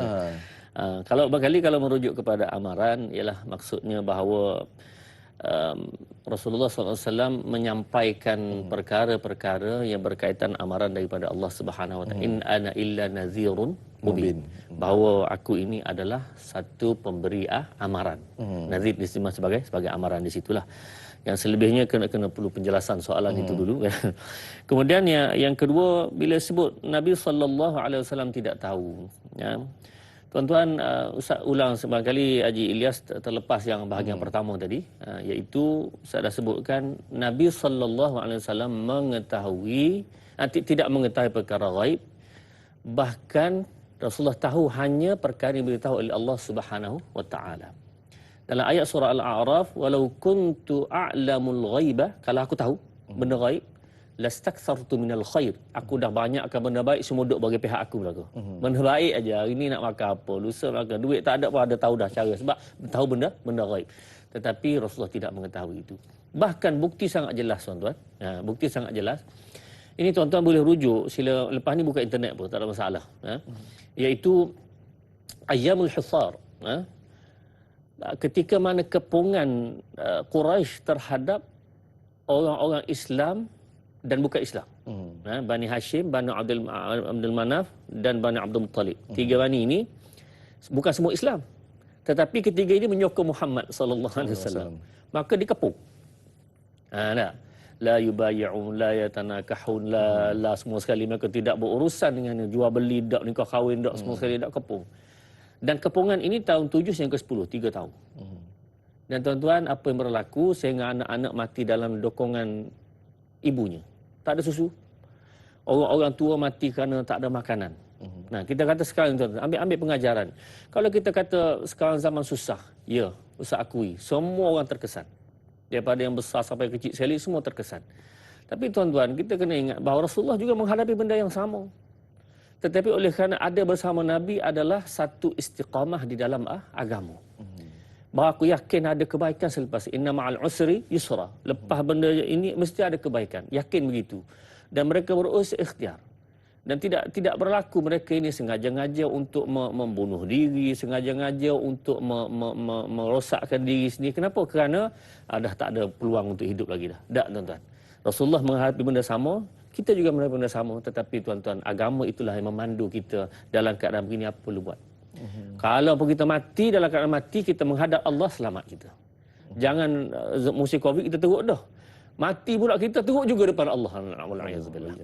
Nah, biarlah sekarang kalau kita teruk tapi kita mati, Allah kata, silakan masuk dalam syurga. Alhamdulillah. Biar begitu. Jadi maknanya Rasulullah tak tahu sehingga 3 tahun tersebut. Kalau Rasulullah tahu benda gaib, senang. Kita boleh lepas semua ini. Kenapa? Kerana aku tahu benda gaib. Tapi diuji oleh Allah selama 3 tahun. Malahan banyak lagi benda lain Rasulullah kena. Nah, sehingga pada satu tahap Rasulullah nak dibunuh. Itulah membawa kepada peristiwa hijrahnya Rasulullah ke Madinah. Kalau kita baca sirah-sirah baginda Nabi Muhammad SAW, kita akan dapati banyak benda yang mana kita tak mampu nak hadap benda itu, saudara. Bila mana kita bicara mengenai agama pada hari ini, sudah tentu kita akan banyak cerita mengenai Rasulullah SAW, sebab itulah panduan kita. Kita nak ambil satu lagi soalan daripada Facebook, daripada Zaleha Haji Muhammad Noor. Soalan saya daripada ayat 11. Kebanyakan dari kalangan musyrikin Mekah adalah orang kenamaan dan bangsawan. Tapi mengapakah mereka-mereka ini amatlah degil, sombong dan tidak menggunakan akal untuk berfikir, dan masih lagi mengingkari akan ajaran yang dibawa oleh Rasulullah sallallahu alaihi wasallam. Mohon pencerahan pada ustaz. Terima kasih ustaz dan dai daripada Johor Bahru, ustaz. Kenapa bangsawan ini, kalau kata kita lihat orang musyrikin Mekah, sebenarnya kita memang kita cakap musyrikin dan mereka ini kafir, tapi kalau ikutkan kasta dia tu, kalau kita tengok ada kasta orang musyrikin Mekah, ada yang kaya, ada yang miskin, dan mereka ini yang kaya ini dikatakan cerdik, pandai. Kenapa mereka tak boleh menerima Quran, ustaz? Silakan. Terima kasih kepada Zaleha. Zaleha. Soalan yang sangat baik, dan Ustaz rasa ini sudah berkaitan kepada ayat yang seterusnya. Ayat yang ke-11. A'udzubillahi minasyaitonirrajim. وقال الذين كفروا للذين آمنوا لو كان خيرا ما سبقونا إليه وإذ لم يهتدوا به فسيقولون هذا إفك قديم. Dan kerana sombong angkuhnya orang kafir itu, mereka berkata tentang kepercayaan orang-orang yang beriman, kalaulah apa yang dibawa oleh Muhammad itu perkara baik, tentulah mereka tidak mendahului kami mempercayainya, kerana kamilah patutnya menerima segala kebaikan itu dulu. Dan setelah mereka tidak dapat menerima petunjuk Al-Quran itu, mereka memusuhinya, lalu mereka mencacinya dengan berkata, Al-Quran itu adalah rekaan dusta yang sudah lama. Tuan-tuan muslimat rahmat Allah sekalian, ayat ini ada sebab nuzul yang berkaitan dengan soalan Zaleha tadi. Iaitu di kalangan para musyrikin pada masa itu, tak kira lah di mana-mana sekalipun, dia akan berkata bahawa kalaulah ayat Quran ini cerita benda baik, benda bagus, tak dan kat demo lah. Hamba dulu. Jadi saya dulu dapat sebab saya sebab saya ni orang baik, orang hebat, orang kaya, bangsawan. Itu dia. Takkan awak dulu dapat. Itu dia. Jadi ini satu keangkuhan dan kesombongan. Dan ayat ini mereka memperendahkan, menghina, segala-galalah, mengata kepada Khabbab, kepada Suhaib Ar-Rumi, kepada Bilal Rabah dan lain-lain di kalangan orang Islam. Dan tuan-tuan, ini nak kata kalau kata satu sunnatullah, iaitu orang yang menerima kebaikan ini adalah orang miskin. Bukan zaman Nabi sallallahu alaihi wasallam, bahkan zaman sebelumnya. Nah, ma naraka illa basharan mithlana, Rasul, kamu ni macam kami je. Nah, wa ma naraka ittaba'aka illa alladhina hum aradhiluna badiyar ra'i. Yang ikut kamu tu siapa? Orang miskin, orang yang kalau dia beri pandangan orang tak pakailah. Badiyar ra'i. Wa ma nara lakum alaina min fadl. Tak ada kelebihan pun kamu ini. Jadi kenapa? Mereka ini golongan miskin, golongan begitu. Itu saya kata sunnatullah. Maknanya sejak daripada zaman Nabi dulu sampailah ke hari ini, tuan-tuan, orang yang biasa mudah untuk terima kebaikan ni adalah orang yang rendah, orang yang dikatakan hina, orang yang kata tak pandai, ini mula terima. Jadi hatta di zaman Rasulullah SAW ini dulu terima, lepas tu barulah sedikit demi sedikit demi sedikit. Ini hakikat. Jadi kita tak boleh tidak, kita tak boleh menghina, merendahkan orang-orang yang lemah, yang miskin, yang tidak ada nama, tetapi mereka ini berjuang di atas nama agama Allah. Itu dia. Penerimaan. Kadang-kadang harta ini menyebabkan hati kita tertutup dan juga terhalang untuk menerima sesuatu, Ustaz. Kadang-kadang kita bila ada duit ni banyak sangat pun, kadang-kadang nak dengar cakap orang tu susah, Ustaz. Kadang-kadang tu. Mudah-mudahanlah kita kaya dan juga kita tidak begitulah, insya-Allah. Saya nak baca soalan lagi daripada Johari Hasnah.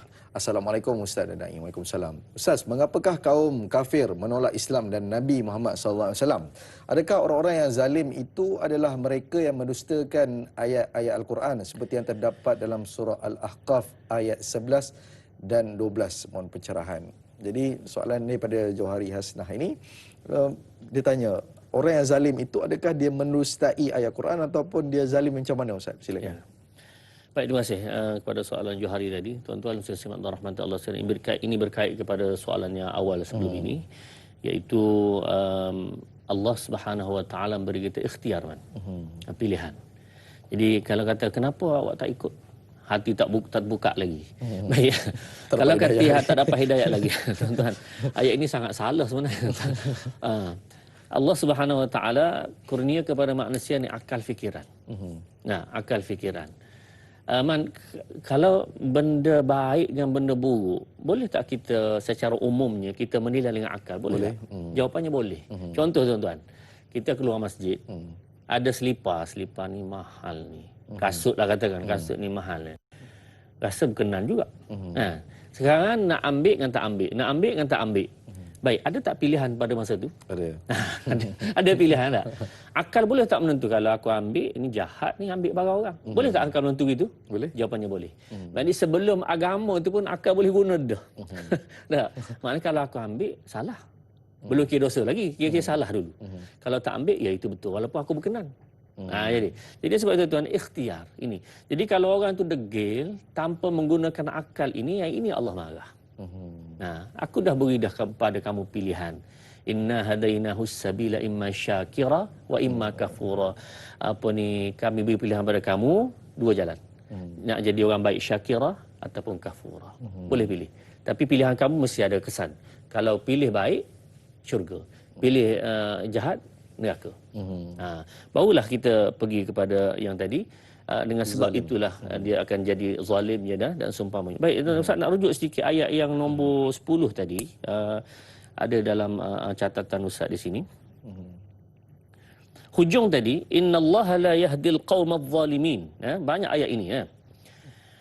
Innallaha la yahdil qaumal kafirin qaumaz zalimin. Allah tidak akan beri hidayah pada kaum yang zalim, kaum yang kafir.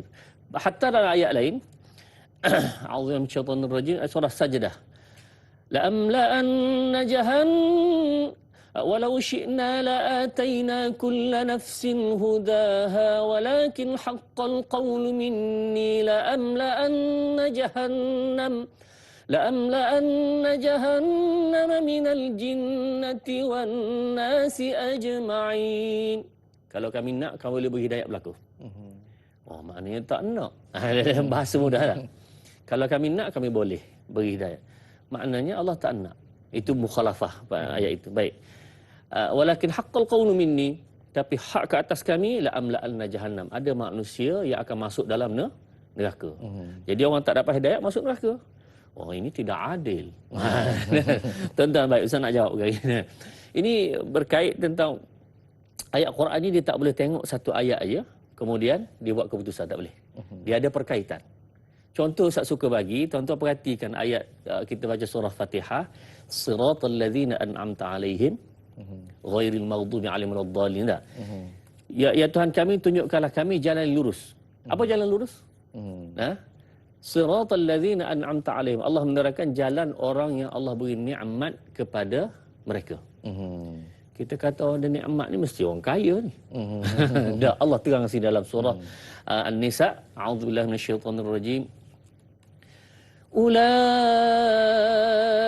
ma'al ladzina an'ama Allahu 'alaihim minan nabiyyin was-siddiqin wasyuhada'i was-salihin wa hasuna ulaika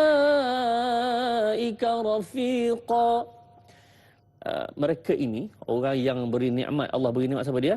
Minan nabiyyin was-siddiqin wasyuhada was-salihin. Nabi-nabi, siddiqin, syuhada dan salihin. Ini 4 jenis orang. Jadi maknanya kita duk minta doa, beri hidayah pada kami ya Allah, hidayah pada kami jalan lurus. Apa jalan lurus tadi? Jalan lurus 4 orang. Baik. Nabi, siddiqin, syuhada dan salihin. Baik. Makna kata Ustaz, benda tu tidak habis di situ Ustaz. Ya, tak habis lagi. Quran ini dia ada kaitan ayat-ayatnya. Jadi saudara, kita akan bicarakan lagi mengenai persoalan surah Al-Ahqaf ayat 9 hingga 12, tapi kita akan bersambung di TV 9. Jadi terus bersama dengan Tanyalah Ustaz, biar tahu jangan keliru.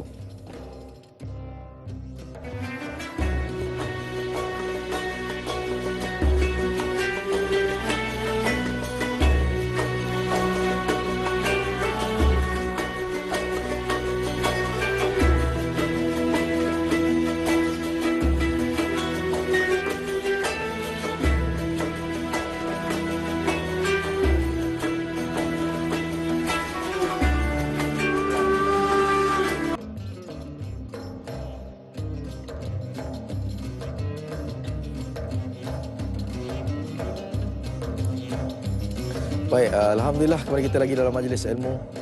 Tanyalah Ustaz, biar tahu jangan keliru. Saudara, sahabat menonton semua, kita masih lagi dengan topik kita surah Al-Ahqaf ayat 9 hingga 12. Tadi kita sebelum kita di TV3 ataupun sebenarnya kalau di TV9 benda ni tidak ada berehat pun ataupun tidak ada bertukar siaran. Kita sudah bicarakan mengenai ayat 9, 10 dan juga sedikit 11. Sebelum kita berehat tadi Ustaz, Ustaz ada menceritakan mengenai Innallaha la yahdil qaumaz zalimin. Maksudnya, apakah orang yang zalim ini? Siapakah sebenarnya?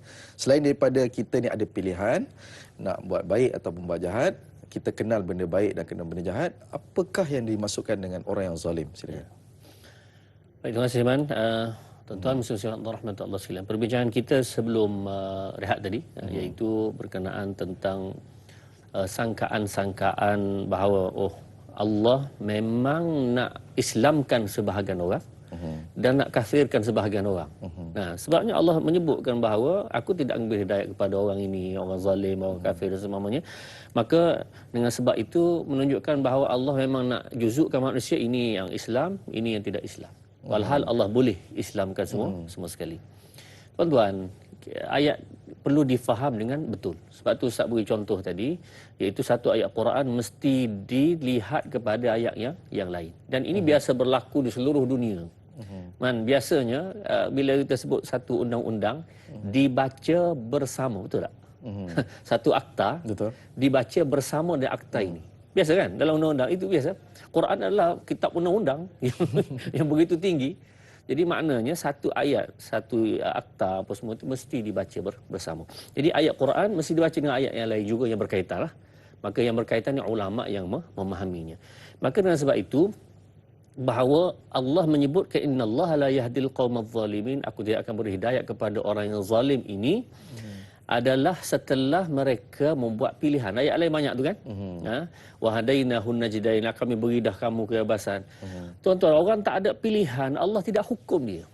Ini poin penting. Orang tak ada pilihan, Allah tak hukum dia. Contohnya, dia pengsan.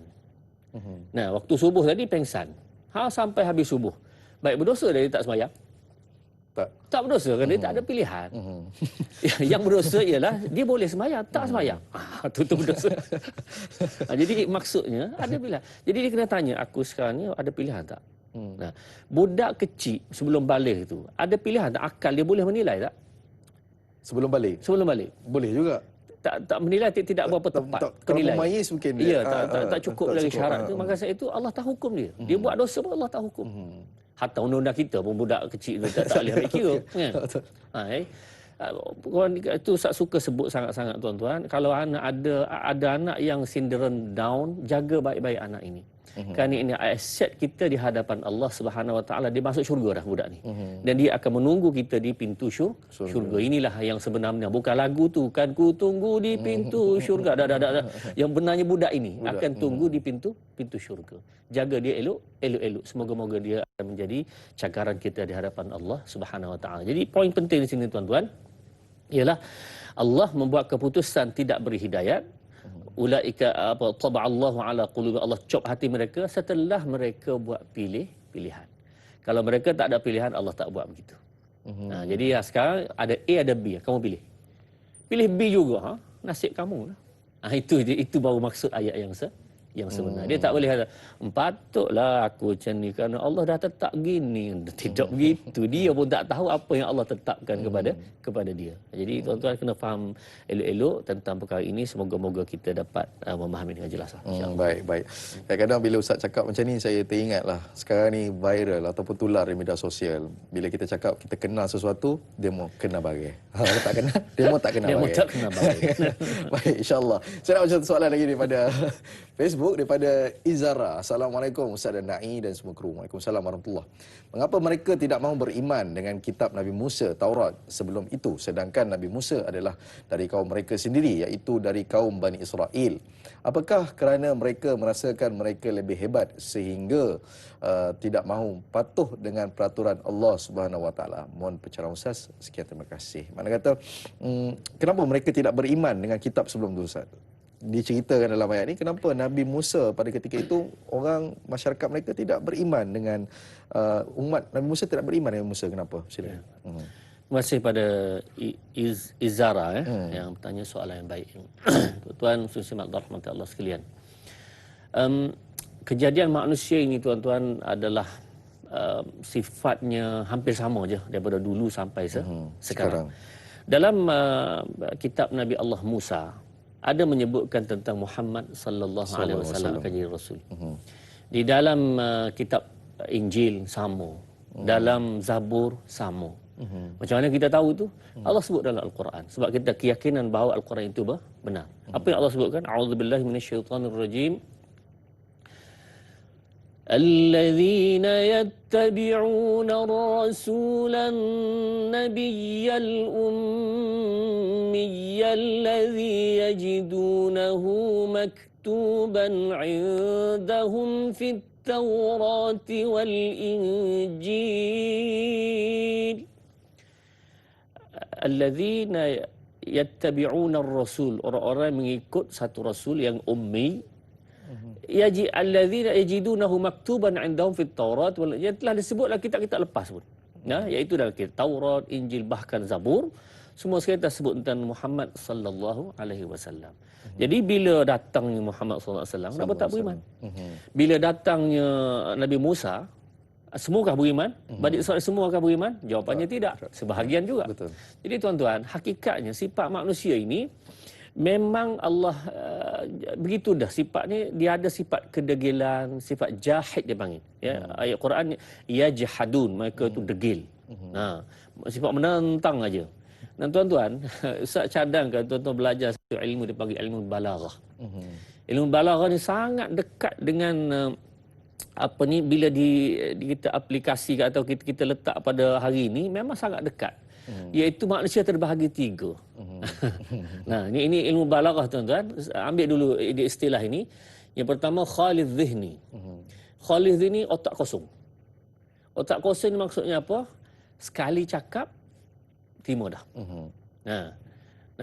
Wallahu sami'un alim. Allah itu maha mendengar, lagi maha melihat dan seumpamanya dah. Maka ya. Betul dah. Betul. Dia terima tu. Yang kedua mutaraddi. Mutaraddi ni iya ke tak? Ya ke tak? Ya dah. Ini yang kedua. Manusia begitu juga kan? Yang kedua maknanya antara iya atau tidak, iya atau tidak. Kedua. Yang ketiga ialah ingkari. Sampai aja tak betul dulu. Kaji tak lagi. Tak kena. Jadi tuan-tuan, sifat manusia memang ada tiga begitu. Sama ada otak kosong. Maksud otak kosong ni makna mudah. Sebut saja terima. Kalau kebaikan alhamdulillah, kejahatan macam mana? Dia terima juga. Dia tak tahan tu. Maka yang kedua mutaraddid, yang orang syak ni antara ya atau tidak. Yang ketiga menentang. Jadi agak-agak man kita masuk yang mana? masing-masing nilai diri sendiri. Sama ada kita orang khalid zihni, sekali Allah cakap kita terima, maka alhamdulillah. Mutaraddid ni perlu kepada satu bukti. Bukti yang lain baru ya betul. Ada.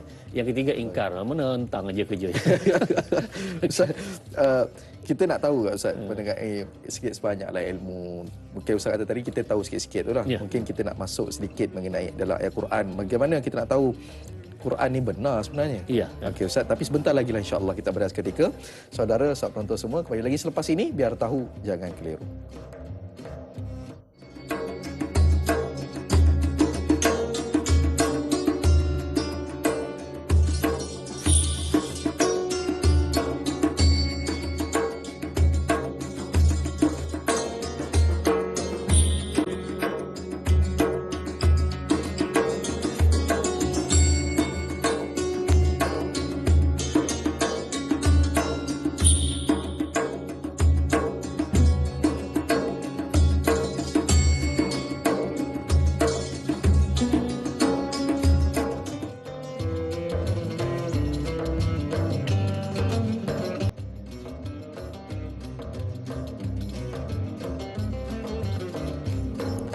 Alhamdulillah, kembali kita lagi dalam Majlis Ilmu. Tanyalah Ustaz, biar tahu jangan keliru. Kita masih lagi dengan topik perbincangan kita, surah Al-Ahqaf ayat 9 hingga 12. Saudara, tadi sebelum kita berehat, saya tertanya-tanya kepada Ustaz. Apabila Ustaz dah cerita pasal balaghah dan sebagainya ni, ilmu-ilmu sedikit sebanyak, ilmu alat ini, ilmu bahasa ini, saya tertanya-tanya kepada Ustaz. Abdullah bin Salam, dia selepas dia mendengar perkataan tu pada Nabi Muhammad SAW, jawapan tadi ni, dan dia mengucap 2 kalimah syahadah. Tapi bagaimana dia nak membenarkan Al-Quran? Sebab isunya dalam sini, isunya membenarkan Al-Quran itu. Ya. Bagaimana Abdullah bin Salam dia boleh yakin dengan Al-Quran? Silakan. Ya. Baik, terima kasih Man, soalan yang baik tuan-tuan muslimin rahmati Allah sekalian. Ya. Abdullah bin Salam ini adalah seorang ulama Yahudi dan akhir memeluk Islam. Dan perlu diingat tuan-tuan, Yahudi yang memeluk Islam tidak ramai. Hanya kita kata belasan orang sahaja. Ini yang di kalangan pemuka dia lah, di kalangan orang besar-besar. Sebab Rasulullah sebut kalaulah ramai lagi masuk tentulah Yahudi akan boleh kata keseluruhan yang akan memeluk Islam. Tapi pemuka ni hebat, orang hebat ni tak ramai. Baik. Abdullah bin Salam ni tuan-tuan telah memeluk Islam dan dia kata kepada Nabi sallallahu alaihi wasallam, Yahudi ni kata buht, pendusta. Mendustakan kebenaran. Lalu dia minta Rasulullah tolong sembunyi Rasulullah tentang keislaman aku ini. Rasulullah kata tak apa, kamu duduk diam-diam. Bila datang Yahudi, Rasulullah panggil lah. Rasulullah kata, apa pandangan kamu tentang Abdullah bin Salam? Oh, kamu tanya itu Muhammad. Dia kata ini Sayyidina, ini tuan kami. Khairina, itu dia sebut. Orang paling baik di kalangan kami. Wa ibnu khairina, dan anak keturunan orang baik. Oh, segala-galalah puji. Tapi tuan-tuan, Rasulullah pun kata, kalau begitu tak apalah, aku nak beritahu Abdullah bin Salam hari ini memeluk Islam. Tiba-tiba bertukar, Allah ini manusia paling jahat, inilah manusia paling teruk, ini segala bertukar masa itu juga. Ini hakikat tentang mereka membohongi Nabi sallallahu alaihi wasallam. Tadi baru cakap, baru berapa saat dia cakap gitu, tiba-tiba tu tukar. Baik tuan-tuan. Jadi kita nak pergi kepada poin, kenapa yang Abdullah bin Salam begitu yakin dengan Nabi sallallahu alaihi wasallam tentang Al-Quran ini benar. Baik tuan-tuan. Saya nak kaitkan dengan perkara yang hampir sama, iaitu tuduhan-tuduhan antara lain golongan ad-dahriyun, atheist ni, yang tak percaya ke Tuhan. Nabi naik ke langit, kamu percaya, dia kata. Dongeng satu malam naik turun balik ni, kamu percaya, ini kan dongeng, tak masuk akal. Tuan-tuan, pertamanya perkara-perkara macam ni kita perlu duduk dan boleh kita bincang. Duduk dan bincang. Nombor satu sekali, perkara-perkara pelik ini bukan berlaku kepada Muhammad sallallahu alaihi wasallam sahaja, bahkan kepada Musa, bahkan kepada Isa. Nah, dan pengikut Yahudi boleh terima perkara pelik itu. Nabi Musa belah laut boleh terima. Walaupun mereka tak tengok pun, kan? Kemudian Nabi Isa menghidupkan benda mati, boleh percaya. Jadi dengan sebab itu makna kalau pengikut agama Samawi ni walaupun kita tetap mengatakan Islam yang benar, cuma kalau mereka berfahaman agama samawi, maka mereka boleh terima bahawa perkara ini betul berlaku pada Nabi sallallahu alaihi wasallam. Baik. Kita nak kata kajian-kajian sains yang ada sekarang begitu banyak membuktikan Al-Quran itu benar. Kita nak buktikan Isra Mi'raj tu tak boleh. Nabi naik ke langit dalam satu malam, turun balik apa semua tu, daripada Mekah ke Baitul Maqdis, naik ke langit. Nak bukti tak boleh. Okey. Benda lain boleh bukti tak? Banyak. Contoh yang tuan-tuan, contoh. Dalam ayat Al-Quran, a'udzubillahi minasyaitonirrajim, surah Ar-Rum. Ahasiban ghulibatir Rum fi adnal ardi wa hum min ba'di ghalabihim sayaghlibuna fi bid'i sinin. Ada dua mukjizat berlaku di sini, tuan-tuan. Ini tak boleh nak tolak. Dalam hakikat sejarah memang berlaku demikian dan dibuktikan oleh Al-Quran. Orang Rom dan Farsi. Rom ni penyembah agama Kristian. Farsi adalah penyembah matahari. Berperang. Kemudian kalah Rom. Perang tu kalah Rom. Bila kalah ini, maka orang-orang musyrikin Mekah kata kepada orang Islam, kamu kata kamu betul sangat. Tengok, Kristian tu menyembah Allah juga. Tak betul. Menang yang penyembah matahari. Jadi mereka hina. Jadi dengan sebab itu orang Islam pun rasa sedih lah. Allah, macam mana kita ni agama benar tapi Allah kalahkan pula. Mana agama langit lah. Allah kalahkan pula, macam mana ni. Maka tuan-tuan, Quran jawab, wahum min ba'di ghalabihim sayaghlibun. Rom akan menang balik. Jangan bimbang. Mereka perang balik dua tu, tapi akan menang balik fi bid'i sinin, dalam masa 7 tahun. Minta maaf. Fi bid'i dalam masa beberapa tahun. Jadi perkara ini berlaku balik, peperangan tersebut sekitar 7 tahun. Rom menang. Quran sebut perkataan bid'un. Bid'un ni maksudnya antara 3 hingga 9. 3 fi bid'i sinin, dalam masa 3 hingga 9 tahun Rom akan menang balik. Dan memang Rom menang balik dalam masa 7 tahun. 7 tahun, masuk di antara nombor 3 hingga nombor 9. Jadi tuan-tuan, terbukti jelas. Rasulullah, ayat ini turun sebelum Rom perang lagi. Nah, bila perang itu dah tahu dah Rom akan menang. Ini kebenaran Al-Quran. Satu. Nombor 2 ialah adnal ardi. Adnal ardi ini mufassirin menyebutkan tentang tafsirannya tanah yang dekat, aqrab. Tetapi kajian terakhir terkini, tuan-tuan, yang berlaku peperangan itu satu tempat nama Adna, yang di antara Syria dan Palestin, saya lupa nama tempat. Tapi tempat tanah rendah, bila diukur daripada paras laut, Quran sebut tanah paling rendah. Memang tanah itu paling rendah dari sudut kedudukan di bawah paras laut. Soalannya, macam mana Muhammad boleh tahu benda ini? 1400 tahun, tak ada ukuran lagi masa tu kan? Boleh tahu macam mana ni? Ini daripada Allah Subhanahu wa taala. Baik tuan-tuan, kalau itu baru satu contoh. Banyak lagi contoh lain boleh kita berikan.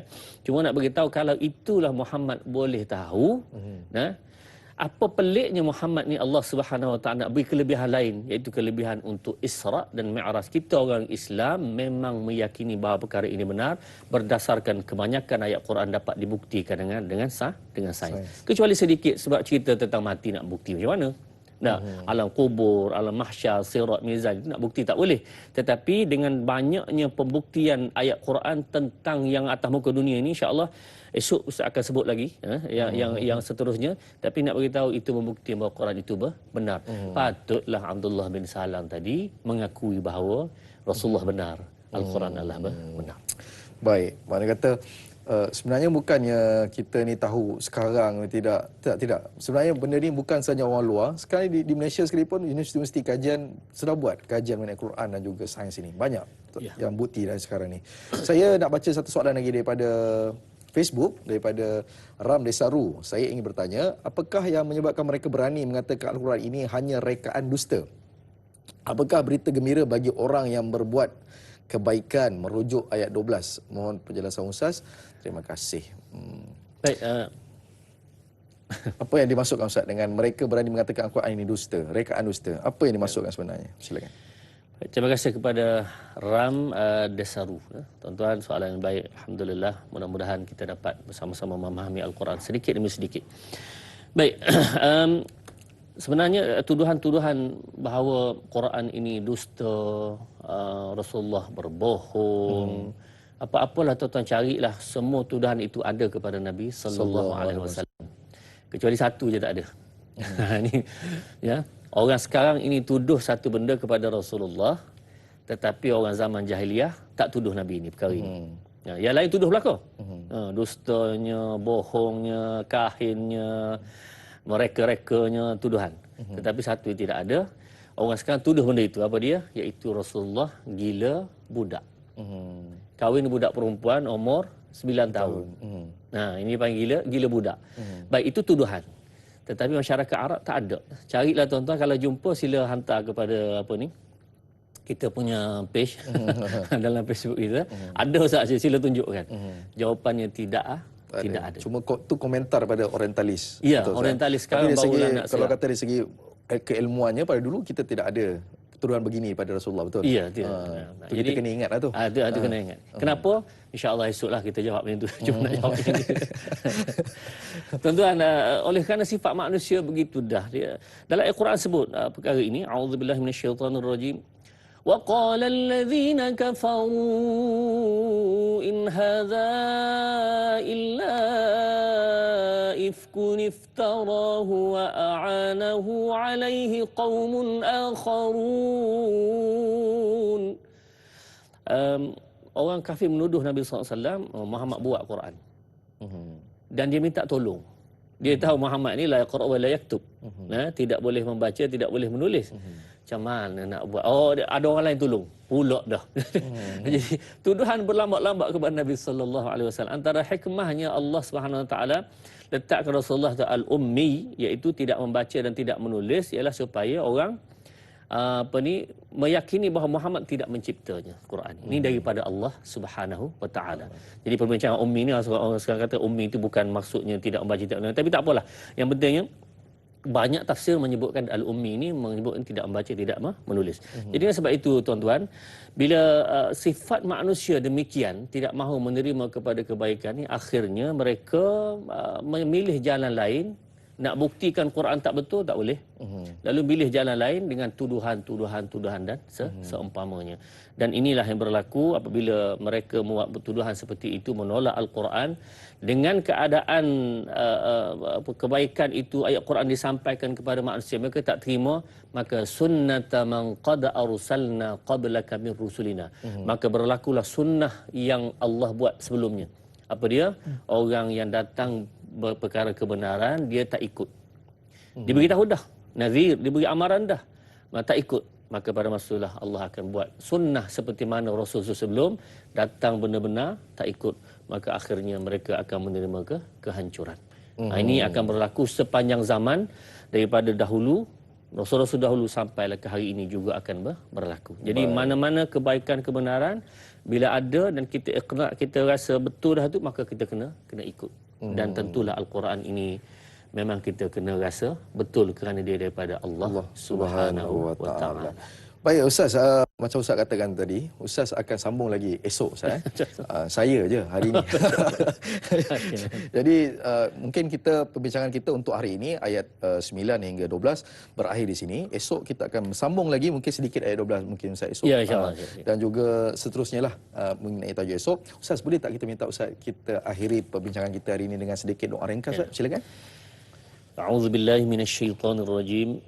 Bismillahirrahmanirrahim. Alhamdulillahi rabbil alamin. Wassalatu wassalamu ala asyrafil anbiya'i wal mursalin wa ala alihi wa sahbihi ajma'in.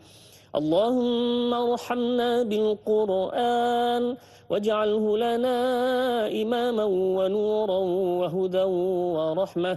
اللهم ذكرنا منه ما نسينا وعلمنا منه ما جهلنا وارزقنا تلاوته آناء الليل وأطراف النهار واجعله لنا حجة يا رب العالمين. وصلى الله على سيدنا محمد وعلى آله وصحبه وسلم والحمد لله رب العالمين. Amin amin ya rabbal alamin. Terima kasih kepada Fadil Ustaz dan juga sahabat penonton semua kerana sudi menonton rancangan pada hari ini. Saya dan Fadil Ustaz mohon ampun dan maaf sekiranya terkasar bahasa terlebih bicara, dan yang baik semua pada Allah SWT, yang buruk itu pada diri kami sendiri. Saya nak bagi tahu esok Al-Fadil Ustaz bersama dengan sahabat saya Da'i Hakim akan membicarakan ayat 13 hingga 16 insya-Allah esok. Jadi saya Ustaz mengundurkan diri. Wallahu alam. Assalamualaikum warahmatullahi wabarakatuh.